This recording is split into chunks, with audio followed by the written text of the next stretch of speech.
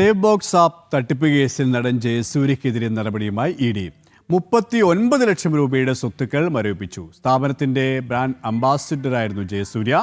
കേസിൽ 2 തവണ ജയസൂര്യയെ ഇഡി ചോദ്യം ചെയ്തിരുന്നു. വിശദാംശങ്ങളുമായി കൊച്ചിയിൽ നിന്നും രേഷ്മ ബാബു ചേരുകയാണ്. രേഷ്മ, 39 ലക്ഷം രൂപയുടെ ആണ് മരവിപ്പിച്ചിരിക്കുന്നത്.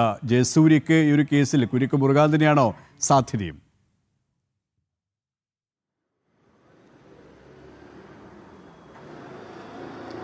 അതെ സുരേഷ്, നേരത്തെ 2 തവണയാണ് ഈ സേവ് ബോക്സ് ലേല ആപ്പ് തട്ടിപ്പ് കേസിൽ ഇഡി ജയസൂര്യയെ ചോദ്യം ചെയ്തത്. 2025 ഡിസംബർ 24-നും 29-നുമായിരുന്നു. ജയസൂര്യയുടെ സാമ്പത്തിക ഇടപാടുകൾ കൈകാര്യം ചെയ്തിരുന്ന ഭാര്യ സരിതയുടെ മൊഴി ഇഡി രേഖപ്പെടുത്തിയിരുന്നു. ഈ മൊഴികളും രേഖകളും ഒക്കെ തന്നെ പരിശോധിച്ചതിന് ശേഷമാണ് ഇഡി നടപടിയിലേക്ക് കടന്നത്. ജയസൂര്യയുടെ 39 ലക്ഷത്തിന്റെ സ്വത്തുക്കളാണ് ഇഡി കണ്ടുകെട്ടിയത്. തുടർ നടപടികൾ ഇഡിയുടെ ഭാഗത്തു നിന്നും ഉണ്ടാകും. 20 കോടി രൂപയുടെ നിക്ഷേപ തട്ടിപ്പാണ് ഈ സേവ് ബോക്സ് ലേല ആപ്പ് തട്ടിപ്പിന്റെ ആസൂത്രകർ നടത്തിയിട്ടുള്ളത്. ഉടമയായിട്ടുള്ള സ്വാദിഖ് റഹീമിന്റെ നേതൃത്വത്തിലായിരുന്നു ഈ തട്ടിപ്പ് നടന്നത്. ഇതിന്റെ ഈ ഒരു സേവ് ബോക്സ് ലേല ആപ്പിന്റെ ബ്രാൻഡ് അംബാസിഡർ ആയിരുന്നു ജയസൂര്യ.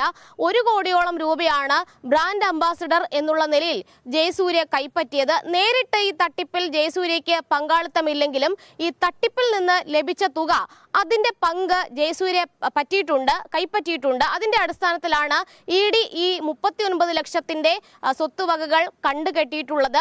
നേരത്തെ ജയസൂര്യ ഇതുമായി ബന്ധപ്പെട്ട് സമൂഹ മാധ്യമത്തിലടക്കം പ്രതികരിച്ചതാണ്. അതായത് പരസ്യത്തിന് വേണ്ടിയിട്ട് സമീപിക്കുന്ന ആളുകളുടെ പശ്ചാത്തലം മനസ്സിലാക്കാൻ സാധിക്കില്ല, നിയമാനുസൃതം തന്നെയാണ് സാമ്പത്തികമായിട്ടുള്ള ഇടപാടുകളൊക്കെ തന്നെ താൻ നടത്തിയിട്ടുള്ളത് എന്നുള്ളതായിരുന്നു ജയസൂര്യയുടെ പ്രതികരണം. മാത്രമല്ല, ഈ ബ്രാൻഡ് അംബാസിഡർ എന്നുള്ള രീതിയിലുള്ള കരാർ രേഖകൾ, സാമ്പത്തിക ഇടപാട് രേഖകൾ ഇതുൾപ്പെടെ ഇഡിക്ക് കൈമാറുകയും ചെയ്തിരുന്നു. എന്തായാലും ഇഡിയുടെ ഭാഗത്തു നിന്നും ഈ വിഷയത്തിൽ, ഈ കേസിൽ തുടർ നടപടികൾ ഉണ്ടാകും. 39 ലക്ഷത്തിന്റെ സ്വത്തുവകകളാണ് ജയസൂര്യയുടെ ഭാഗത്തു നിന്നും, അല്ലെങ്കിൽ ജയസൂര്യയുടെ 39 ലക്ഷത്തിന്റെ സ്വത്തുവകൾ ഇഡി കണ്ടുകെട്ടിയിരിക്കുകയാണ്. നേരത്തെ ചോദ്യം ചെയ്തതിന്റെയും മൊഴികൾ രേഖപ്പെടുത്തിയതിന്റെ അടിസ്ഥാനത്തിൽ തന്നെയാണ് ഇഡി തുടർ നടപടികൾ സ്വീകരിച്ചിരിക്കുന്നത്. സുരേഷ്. ശരി, കൊച്ചിയിൽ നിന്നും രേഷ്മ ബാബുവാണ്.